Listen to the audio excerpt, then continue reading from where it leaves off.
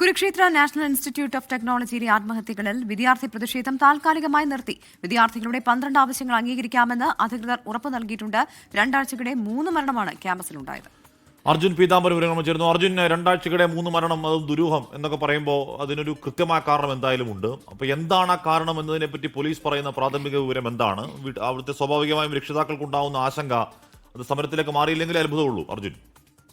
ഹഷ്മി, പ്രവിത, ഈ മരണങ്ങളെല്ലാം തന്നെ ചില ബെറ്റിംഗ് ആപ്പുകൾ മൂലമുണ്ടാകുന്ന സമ്മർദ്ദം കാരണമെന്ന് വരുത്തി തീർക്കാൻ വേണ്ടിയുള്ള ശ്രമങ്ങൾ ഉണ്ടായിരുന്നു. അത് കോളേജ് അധികൃതരുടെ ഭാഗത്തു നിന്നും ഉണ്ടായിരുന്നു. ആ വാദങ്ങൾ തന്നെയാണ്, ആ മൊഴികൾ തന്നെയാണ് അവർ പോലീസിന് നൽകിയത്. അതിനെതിരെയാണ് വലിയ തോതിൽ വിദ്യാർത്ഥി പ്രതിഷേധം ഉണ്ടായത്. ഇന്നലെ തൽക്കാലത്തേക്ക് എന്തായാലും ഈ വിദ്യാർത്ഥി പ്രതിഷേധം അവസാനിപ്പിച്ചിരിക്കുകയാണ്. കാരണം വിദ്യാർത്ഥികളുടെ ആവശ്യങ്ങൾ 12 ആവശ്യങ്ങൾ നടത്തി കൊടുക്കാമെന്നുള്ള കാര്യം ഉറപ്പ് നൽകിയിട്ടുണ്ട്. അതും അടുത്ത രണ്ടാഴ്ചയ്ക്ക് അകത്ത് തന്നെ, മെയ് 4-നകത്ത് തന്നെ ഈ ആവശ്യങ്ങളെല്ലാം അംഗീകരിക്കാമെന്നുള്ള ഉറപ്പ് ഇപ്പോൾ ക്യാമ്പസ് അധികൃതർ നൽകിയിരിക്കുന്നു. അതിൽ ഏറ്റവും പ്രധാനം ഈ മരണങ്ങളിലെല്ലാം കൃത്യമായിട്ടുള്ള ഉന്നതതല അന്വേഷണം ഉണ്ടാകുമെന്നുള്ളതാണ്.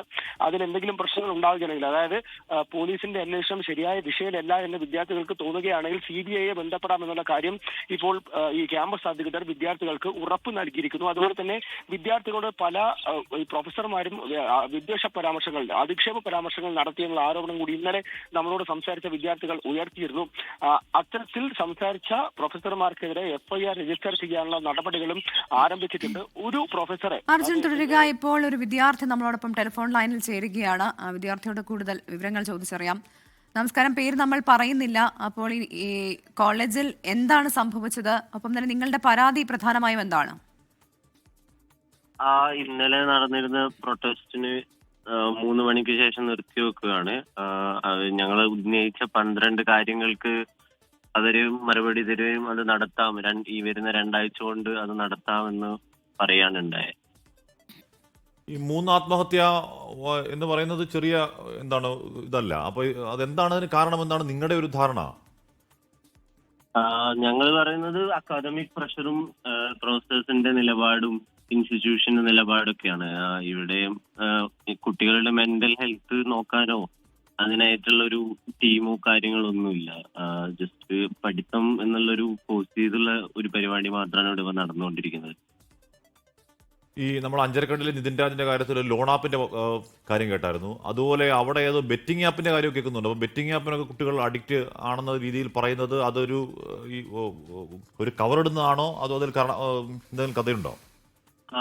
ഇതില് 3 സൂയിസൈഡ് ബെറ്റിംഗ് ആപ്പ് ഓൺലൈൻ ഗാംബ്ലിങ്ങിന്റെ ഭാഗമായിട്ടെന്നാണ് നമുക്ക് കിട്ടിയ ഇൻഫർമേഷൻ. ഇവിടെ പ്രശ്നം എന്താണെന്ന് വെച്ച് കഴിഞ്ഞാൽ, ഇവിടെ ആൾക്കാർ മരണപ്പെടുന്നു, പക്ഷെ അതിന് ശേഷം അവരെ കുറിച്ച് യാതൊരു ഇൻഫർമേഷനോ അവർക്ക് എന്താ പറ്റിയെന്നോ എങ്ങനെയാണ് മരണപ്പെട്ടത് എന്നുള്ള ഒരു ഒറ്റ ഒഫീഷ്യൽ റിപ്പോർട്ടോ കാര്യങ്ങളോ ഒന്നും വരുന്നില്ല. പകുതി കുട്ടികൾക്കും അറിയ പോലും ഇല്ല ഇങ്ങനെ മരണപ്പെട്ടുകൊണ്ടിരിക്കുന്നുണ്ട് എന്നുള്ളത്. എല്ലാവരും പെട്ടെന്ന് തന്നെ കവറപ്പ് ചെയ്യാനുള്ള ഒരു ശ്രമം നടന്നുകൊണ്ടിരിക്കുകയാണ്. അധ്യാപകരും പ്രൊഫസേഴ്സൊക്കെ നിങ്ങളോടുള്ള സമീപനം എങ്ങനെയാണ്? പ്രൊഫസേഴ്സ്, എല്ലാ പ്രൊഫസേഴ്സും മോശമല്ല, പക്ഷെ ചില പ്രൊഫസേഴ്സിന്റെ സമീപനം വളരെ മോശമാണ്. ഇന്നലെ തന്നെ ഇങ്ങനെ ഒരു ഇൻസിഡന്റ് നടന്നപ്പോൾ തന്നെ ഒരാൾ പറഞ്ഞു, ഇങ്ങനെയൊക്കെ ആത്മഹത്യയാണ്, എന്തിനാണ് കോളേജ് റൂമിലൊക്കെ ചെയ്യുന്നത്, ഇവിടെ അടുത്തുള്ളൊരു ബ്രഹ്മസരോവർ തന്നെ കുളത്തിൽ ചെയ്താൽ പോരെ, അതാവുമ്പോൾ ഞങ്ങൾക്കൊന്നും പ്രശ്നമില്ലല്ലോ എന്നുള്ള രീതിയിലുള്ള നിലപാടൊക്കെ എടുക്കുന്ന ആൾക്കാരുണ്ട്. അപ്പം പ്രധാനമായിട്ട് നിങ്ങളെ എങ്ങനെയാണ് അധിക്ഷേപിക്കുന്നത്? എന്തൊക്കെ കാര്യങ്ങളാണ് അവർ പറയുന്നത്? അവർ പറയുന്നത് ഇപ്പം ഈ പറഞ്ഞതുപോലെയാണ്, എന്തിനാണ് കോളേജിലൊക്കെ വെച്ച് ചെയ്യുന്നത്, ഇതൊക്കെ പുറത്തുള്ള സ്ഥലത്ത് നിന്ന് ചെയ്താൽ പോരെ, എന്തിനാണ് അവരുടെ തലയിൽ ഇതാക്കുന്നത്, അവരെ തലയിൽ പ്രഷർ ചെയ്യുന്നത് എന്നൊക്കെയാണ് പറഞ്ഞത്. ഇന്റേണൽ മാർക്ക് ഉണ്ടോ? ഇന്റേണൽ മാർക്കിന്റെ പരിപാടി ഉണ്ടോ അവിടെ? ഇന്റേണൽ മാർക്ക് ഇന്റേണൽ മാർക്ക് ഉണ്ട്. ഇവിടെ 50-50 സ്പ്ലിറ്റ് ആണ്. ഇന്റേണൽ എക്സാം ഉണ്ട്, 2 ഇന്റേണൽ എക്സാം ഉണ്ട്. പിന്നെ ഒരു ടീച്ചേഴ്സ് അസസ്മെന്റ് എന്നുള്ള പരിപാടിയുണ്ട്. അത് ചില ടീച്ചേഴ്സ് പേഴ്സണലായിട്ട് ചെയ്യുന്ന പ്രശ്നങ്ങളൊക്കെ ഉണ്ടായിട്ടുണ്ട്. പേഴ്സണലായിട്ട് എന്തെങ്കിലും ഇഷ്യൂസ് ഉണ്ടെങ്കിൽ കുട്ടികളെ ആ രീതിയിൽ കൈകാര്യം ചെയ്യുന്നു.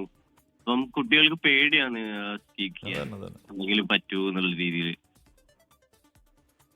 Thank you. അപ്പോൾ ഈ പറഞ്ഞത് കട്ടക്ക് നിൽക്കാമെന്ന് പറയാനുള്ളൂ. അവിടെ പ്രതിഷേധിക്കുന്ന സ്ഥലങ്ങളിൽ പ്രതിഷേധിക്കാമെന്ന് മാത്രമേ പറയാനുള്ളൂ. നമ്മൾ ഇന്റേണൽ മാർക്കിനെ ഓർത്ത് പേടിച്ചിരുന്നാൽ എല്ലാ കാലം പേടിച്ചിരിക്കുകയുള്ളൂ എന്ന് കരുതി എന്താണ് എല്ലാ കാര്യങ്ങളും ഒന്നും നോക്കാതെ ഇറങ്ങി പുറപ്പെടാൻ പറയുന്നതല്ല. പക്ഷേ പ്രതികരിക്കേണ്ട സ്ഥലങ്ങളിൽ അത് കുട്ടികളാണെങ്കിലും പ്രതികരിക്കണം. ഇല്ലെന്നുണ്ടെങ്കിൽ നമ്മൾ ഒന്നല്ല പല അനുഭവങ്ങൾ നമുക്ക് മുന്നിലുണ്ട്. With the very same Anjarakandi കഥ തന്നെയാണ് അയാൾ പറയുന്നത്. ഇപ്പോൾ സംസാരിച്ച വിദ്യാർത്ഥിയും പറയുന്നത് അവിടെയുണ്ട് ഇന്റേണൽ മാർക്ക്. പ്രൊഫസേഴ്സ് അവിടെ ചോദിക്കുന്നത് ഈ പറയുന്ന എന്തിനാണ് ഹോസ്റ്റലിനകത്ത് ആത്മഹത്യ ചെയ്യുന്നത്, പുറത്ത് ഏതോ ഒരു പുഴയുണ്ട്, ആ പുഴയെ ചാടി മരിച്ചാൽ പോരെ എന്ന് ചോദിക്കുന്നുണ്ട്. ഇവിടെ റാമിന്റെ സമാന മാനസികാവസ്ഥയുള്ള അധ്യാപകർ അവിടെയും ഉണ്ട്, അവിടെയും ഇന്റേണൽ മാർക്കുണ്ട്, ഈ പറഞ്ഞ പ്രശ്നങ്ങളൊക്കെ അവിടെയും ഉണ്ട്. പക്ഷെ അപ്പോഴത്തേക്കൊക്കെ ഏതോ ബെറ്റിംഗ് ആപ്പിന്റെ കാര്യമൊക്കെ പറയുന്നുണ്ട്. 2 ആഴ്ചക്കിടെ 3 ആത്മഹത്യയാണ്. ക്യാമ്പസിൽ ഒരുപാട് മലയാളികൾ പഠിക്കുന്ന ഒരു ക്യാമ്പസൊക്കെയാണ് ആ ക്യാമ്പസ്. അപ്പോൾ വിദ്യാർത്ഥികൾ 12 ആവശ്യങ്ങൾ മുന്നോട്ടേക്ക് വെച്ച് അവർ സമരത്തിലായിരുന്നു. അവർ ഈ ആവശ്യങ്ങൾ അംഗീകരിക്കാമെന്ന ഉറപ്പിൽ അവർ രാത്രി സമരം അവസാനിപ്പിച്ചിട്ടുണ്ട്. അപ്പോൾ അർജുൻ പീതാമരത്തോടാണ്. അർജുൻ ഇവിടെ നമ്മൾ ഈ അഞ്ചരക്കണ്ടി വാർത്തയിൽ നിൽക്കുന്നതുകൊണ്ട് അത് വലിയ പരിചയമുള്ള വാർത്ത പോലെ തോന്നുന്നുണ്ട്. നമ്മളോട് സംസാരിച്ച വിദ്യാർത്ഥി പറയുകയായിരുന്നു, നിങ്ങൾ ഈ ഹോസ്റ്റലിലൊക്കെ ആത്മഹത്യ ചെയ്യേണ്ട കാര്യമുണ്ടോ, പുറത്ത് ഏതോ പുഴയുണ്ടല്ലോ അങ്ങോട്ടൊക്കെ പോയി കഴിഞ്ഞാൽ ഞങ്ങൾക്ക് ഈ ശല്യം ഒഴിവാക്കാമല്ലോ എന്ന മട്ടിൽ സംസാരിക്കുന്ന അധ്യാപകരൊക്കെ അവിടെയുണ്ട്. റാമുമാർ അഞ്ചരക്കണ്ടിയിൽ മാത്രമല്ല അർജുൻ. ഹഷ്മി, ഈ വിദ്യാർത്ഥികൾ നമ്മളോട് ഇന്നലെ സംസാരിച്ചപ്പോൾ തന്നെ ഈ വിഷമങ്ങളെല്ലാം തന്നെ പറഞ്ഞാണ്. ഈ ക്യാമ്പസിന് തൊട്ടടുത്തായിട്ട് തന്നെ ഒരു പുഴ, ഒരു കുളമൊക്കെ തന്നെയുള്ള ഭാഗമുണ്ട്. അവിടെ ആത്മഹത്യകൾ നിരവധി നടന്നുകൊണ്ടിരിക്കുന്നത്. ഒരു വിശ്വാസത്തിന്റെ പുറത്തൊക്കെ തന്നെ അവിടെ ആത്മഹത്യകൾ നടക്കുന്ന ഒരു ഇടമാണെന്നുള്ള ഒരു വിശ്വാസം ആ ഒരു ഭാഗത്ത് പ്രചരിക്കുന്നുണ്ട്. അപ്പോൾ അത് പല പ്രൊഫസർമാരും കണക്കിലെടുത്തുകൊണ്ട് ഈ വിദ്യാർത്ഥികളോട് അവിടെ പോയി ആത്മഹത്യ ചെയ്യാനുള്ള തരത്തിൽ അധിക്ഷേപകരമായിട്ടുള്ള പരാമർശങ്ങൾ നടത്തുമെന്നുള്ള കാര്യം വളരെ വിഷമത്തോടെ ഇന്നലെയും വിദ്യാർത്ഥികൾ നമ്മളോട് ആവർത്തിച്ചതാണ്. ഈ വിദ്യാർത്ഥികൾ ഈ പ്രൊഫസർമാരെന്ന് പറയുന്നത് വിദ്യാർത്ഥികളുടെ മാനസിക സമ്മർദ്ദം കുറയ്ക്കാൻ വേണ്ടി മെന്റർമാരായിട്ട് നിയോഗിച്ചിട്ടുള്ള പ്രൊഫസർമാരുടെ ഭാഗത്തു നിന്നാണ് ഇത്തരത്തിൽ അധിക്ഷേപകരമായിട്ടുള്ള പരാമർശങ്ങൾ ഉണ്ടാകുന്നത്. അതിലടക്കമാണ് വലിയ തോതിൽ ഇപ്പോൾ ഈ ജനരോഷം ഉയർന്നത്. എന്തായാലും വളരെ പെട്ടെന്ന് തന്നെ ഈ ആവശ്യങ്ങൾ അംഗീകരിക്കാമെന്നുള്ളൊരു നടപടി, ഒരു ഉറപ്പ് കോളേജ് അധികൃതരുടെ ഭാഗത്തു നിന്നുണ്ടായിരിക്കുന്നു. അത് അംഗീകരിക്കാമെന്ന് പറയുമ്പോൾ തന്നെ ഒരു ടൈം ഫ്രെയിം കൂടി നൽകിയിട്ടുണ്ട്. മെയ് 4 ഈ ആത്മഹത്യകളിൽ മെയ് 4 വരെ കോളേജ് അവധി പ്രഖ്യാപിച്ചിരിക്കുകയാണ്.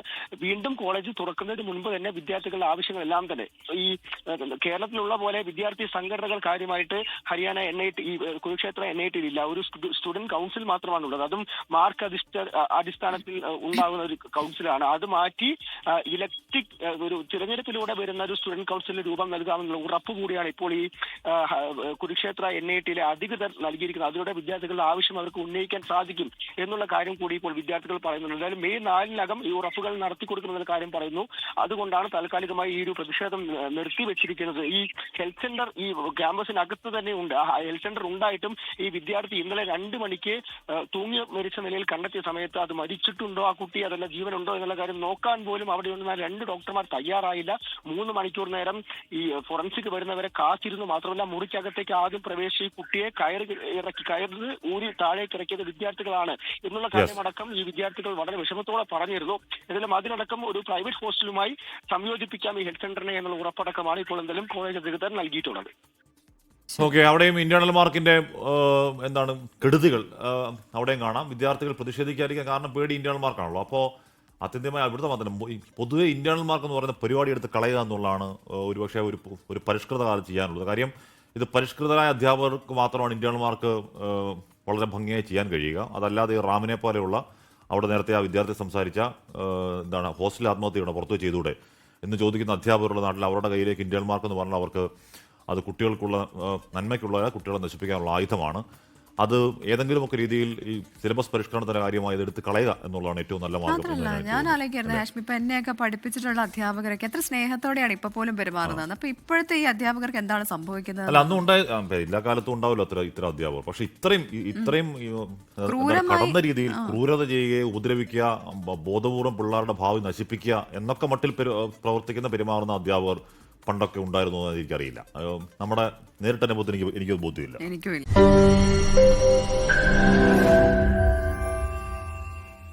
ലോകത്തെവിടെയായാലും ഏത് സമയത്തും 24 വാർത്തകളും ഓഗ്മെന്റഡ് റിയാലിറ്റി പാക്കേജുകളും എക്സ്പ്ലെയിനറുകളും വിശദമായി കാണാൻ ഞങ്ങളുടെ YouTube ചാനൽ നിങ്ങൾക്ക് സബ്സ്ക്രൈബ് ചെയ്യാം.